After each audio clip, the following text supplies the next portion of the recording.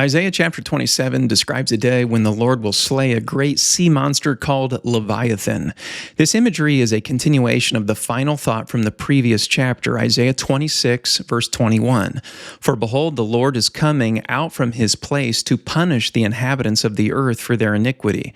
And the earth will disclose the blood shed on it and will no more cover its slain. The day will come when the Lord will no longer restrain his wrath. He will arise out of his place to punish the earth for its iniquity. All of their guilt and bloodshed will be exposed. Here in chapter 27, the Lord also slays this beast called Leviathan. Isaiah 27, verse 1. In that day, the Lord with his hard and great and strong sword will punish Leviathan, the fleeing serpent, Leviathan, the twisting serpent, and he will slay the dragon that is in the sea. Leviathan is named 5 times in the Bible, and at least 3 of those times it's referring to a literal sea creature.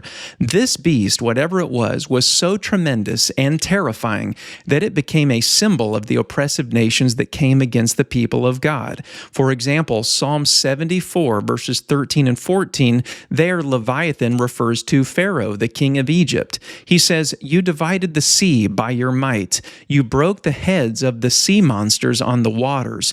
You crushed the heads of Leviathan. You gave him as food for the creatures of the wilderness."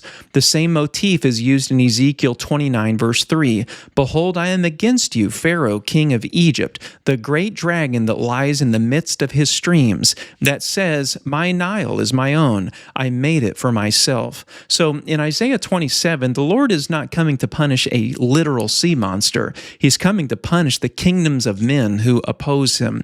Leviathan in Isaiah 27 sounds very similar to the beast described in Revelation 13, verses 1 and 2, because it is fundamentally the same beast. In that place, John says, "And I saw a beast rising out of the sea with 10 horns and 7 heads, with 10 diadems on its horns and blasphemous names on its heads.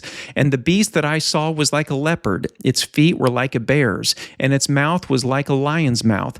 And to it the dragon gave his power and his throne and great authority." This beast in Isaiah 27 and in Revelation 13 both come from the sea, and both represent every iteration of the secular empires that have harassed the people of God, blasphemed the name of the Lord, and perpetuated the pagan religion.